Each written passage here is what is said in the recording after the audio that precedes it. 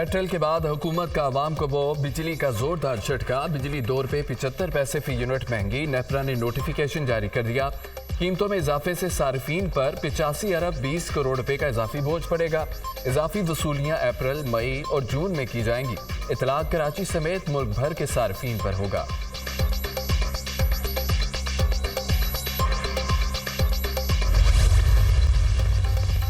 मार गई महंगाई, अवाम की दहाई। महंगाई की शरह में रोज बरोज इजाफा। इदारा शुमारियात ने नए अदादोशुमार जारी कर दिए। फरवरी की निस्बत मार्च में महंगाई 1.71% बढ़ी।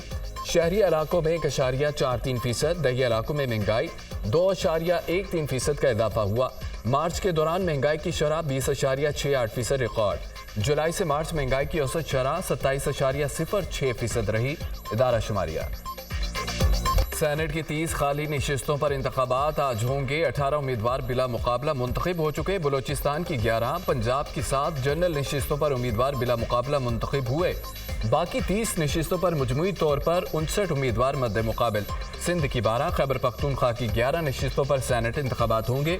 पंजाब की 5, इस्लामाबाद की सेनेट की 2 नशिस्तों पर इंतखाबी दंगल सजेगा। सिंध में सेनेट की 12 नशिस्तों पर 19 उम्मीदवारों में मुकाबला होगा। खैबर पख्तूनख्वा से सेनेट इलेक्शन के लिए 26 उम्मीदवार मैदान में। पंजाब में खवातीन और टेक्नोक्रेट की 2-2 एक अक़लियती नशिस्त पर वोटिंग होगी। सुबह 9 बजे से शाम 4 बजे तक पोलिंग होगी। पीपल्स पार्टी का पंजाब से टेक्नोक्रेट, खवातीन, अक़लियती नशिस्त पर नून लीग की हिमायत का ऐलान। इलेक्शन कमीशन ने सेनेट इंतखाबात के लिए तमाम तैयारियां मुकम्मल कर लीं।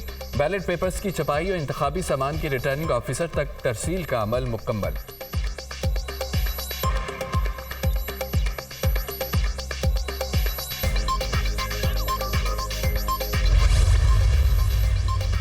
खैबर पख्तूनख्वा में सेनेट इंतखाबात होंगे या नहीं, मामला लटक गया। इलेक्शन कमीशन ने मामले पर आज गैर रस्मी मशावरती इजलास तलब कर लिया। इलेक्शन कमिश्नर खैबर पख्तूनख्वा से अमल दरामद की रिपोर्ट की रोशनी में इलेक्शन कराने या मुलतवी कराने का फैसला किया जाएगा। सेनेट इंतखाबात के लिए पोलिंग का वक्त सुबह 9 बजे से शाम 4 बजे तक शेड्यूल है। इलेक्शन कमीशन KP ने पोलिंग के तमाम इंतखाबात मुकम्मल कर रखे हैं। जराए इस्लामाबाद हाईकोर्ट के 6 जजेस के खत पर सुप्रीम कोर्ट ने आज खुद नोटिस ले लिया। सुप्रीम कोर्ट का 7 रुकनी लार्जर बेंच बुध को समाअत करेगा। चीफ जस्टिस कादी फायदीसा बेंच की सरबराही करेंगे। Justice Mansoor Ali Shah, justice Yahya Khan Afridi, justice Jamal Mandokhail bench में शामिल। Justice Athar Minallah, justice Musarrat Hilali, justice Naeem Akhtar Afghan भी 7 रुकनी बेंच का हिस्सा होंगे। इस्लामाबाद हाईकोर्ट के 6 जजेस ने अदालती अमूर में एग्जेक्टिव और एजेंसियों की मुदाखलत से मुतालिक सुप्रीम जुडिशल काउंसिल को खत लिखा था।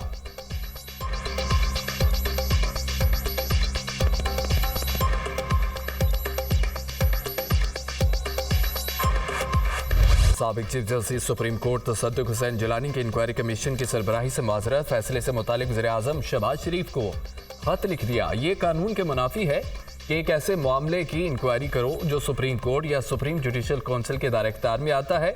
इंक्वायरी कमीशन के लिए बनाए गए TORs जजेस के खत से मुताबिकत नहीं रखते। जजेस का खत आर्टिकल 209 पर पूरा नहीं उतरता। चीफ जस्टिस को इदाराजाती सतह पर इस मामले को हल करना चाहिए। खत का मतन, वफाकी हुकूमत ने जजेस के खत के मामले की इंक्वायरी के लिए साबिक चीफ जस्टिस तसद्दुक हुसैन जिलानी की सरबराही में इंक्वायरी कमीशन कायम किया था।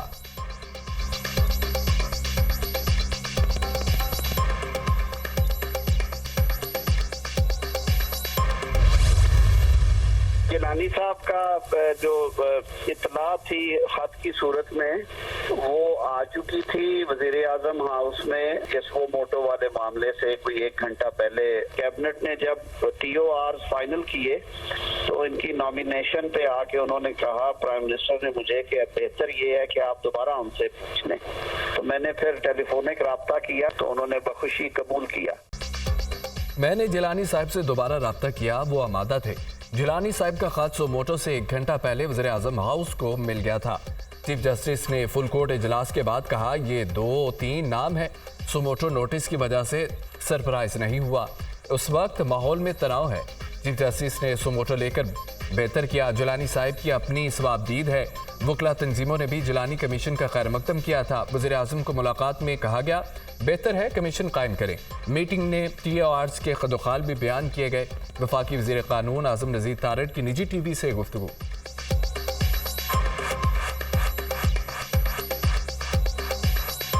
इसराइल की मशरक़ वस्ता में एक और दहशतगर्दाना कार्रवाई। सहूनी फ़ज़ाइया का शाम के दारुल हुकूमत दमिश्क में ईरानी कौंसल खाने पर मिसाइल हमला, मुतअद्दिद सफारतकारों समेत 8 अफराद जाँ बहक हो गए। ईरानी पासदारान इनकलाब के अल-कुद्स ब्रिगेड्स के सीनियर कमांडर रज़ा ज़ादी भी शाहिद शामिल। इसराइली फ़ज़ाइया ने मिसाइल हमले में कौंसल खाने और सफ़ीर की रिहाइशगाह को निशाना बनाया। हमले में कौंसल खाने और करीबी इमारतों को शदीद नुकसान पहुंचा। इसराइली हमले के बाद शामी वज़ीर ख़ारजा ने ईरानी कौंसल खाने का दौरा भी किया।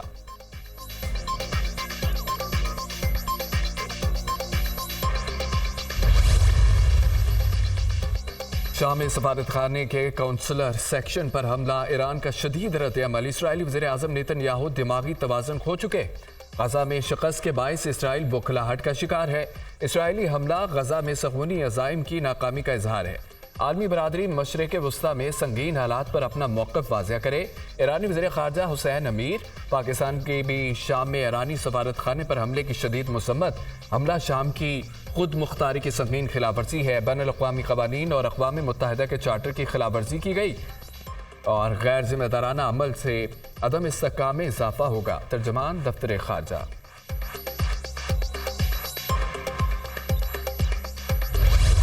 इसराइल की गजा में खून की होली जारी। सहूनी फोर्सेज ने हमलों में मजीद दर्जनों फ़लस्तीनियों को शहीद कर दिया। गुज़िश्ता 24 घंटों के दौरान 63 अफराद शहीद, 94 जख्मी हो गए।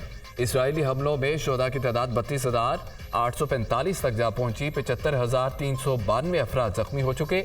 इसराइली फौज ने 2 हफ्तों बाद अल-शिफा अस्पताल का मुहासरा ख़त्म कर दिया। जाने से पहले सहूनी फोर्सेज ने अस्पताल को आग लगा दी। Maternity, gynae, burn, orthopaedic, kidney, cancer unit मुकम्मल तबाह। मुहासरे के दौरान अस्पताल में ज़ेर इलाज 21 मरीजों ने दम तोड़ा। इसराइली फौज ने मैयतों की तदफीन की इजाज़त तक न दी। बानी पीटीआई को अदालत से बड़ा रिलीफ। तोशाखाना केस में सजा मुअत्तल। इस्लामाबाद हाई कोर्ट ने तोशाखाना केस में अहलिया बुशरा बीबी की सजा भी मुअत्तल कर दी। नैब प्रोसिक्यूटर के बयान की रोशनी में सजा मुअत्तल की गई।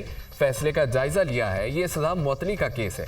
नैब प्रोसिक्यूटर का अदालत में बयान, ये नैब का बड़ा काबिल तारीफ मौक़िफ़ है। सजा के खिलाफ अपील ईद के बाद सुनेंगे।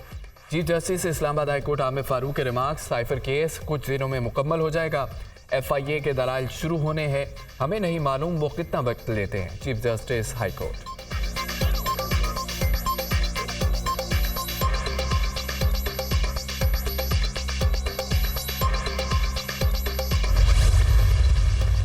जज साहिबान ने जो लेटर लिखा है उसमें 2 चीज़ों का जिक्र किया है कि पॉलिटिकली मोटिवेटेड केसेस में इंटरफेरेंस हुई है। पार्लियामान में बहस न करवाना इस बात का सबूत है कि मौजूदा हुकूमत इस अदलिया के इंटरफेरेंस में के गुनाहों जुर्म में बराबर का शरीक है। सुप्रीम कोर्ट ने जो सोमोटो लिया है हम उसको खुशाइन समझते हैं।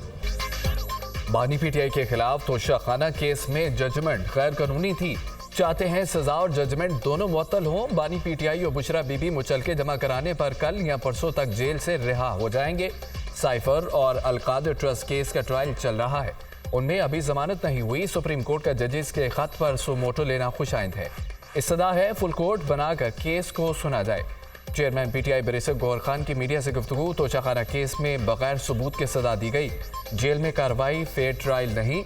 बैरिस्टर अली जफर की मीडिया टॉक, अदलिया को दबाव में लाना शहरियों के बुनियादी हकूक पामाल करने के मुतरादिफ है। उमर अयूब।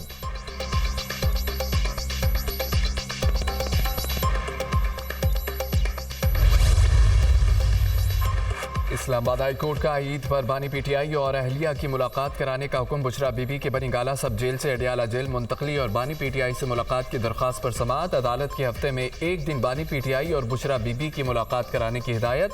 बुशरा बीबी की अडियाला जेल मुंतकली ना करने और मुलाकात ना कराने पर अडियाला जेल और चीफ कमिश्नर की रिपोर्ट पर अदालत बरहम। ये सब सियासत है। आप लोग रूल ऑफ लॉ का इंडेक्स 0 करने पर तुले हुए हैं। आप लोग अदालत को मुत्तमी नहीं कर सके। हुकूमत किसी की निजी प्रॉपर्टी को सब जेल कैसे करार दे सकती है? रिपोर्ट देकर जस्टिस मियां गुल हसन औरंगजेब के रिमार्क्स, आइंदा समाअत पर दलाइल तलब, केस की समाअत गैर मुअय्यना मुद्दत तक मुलतवी।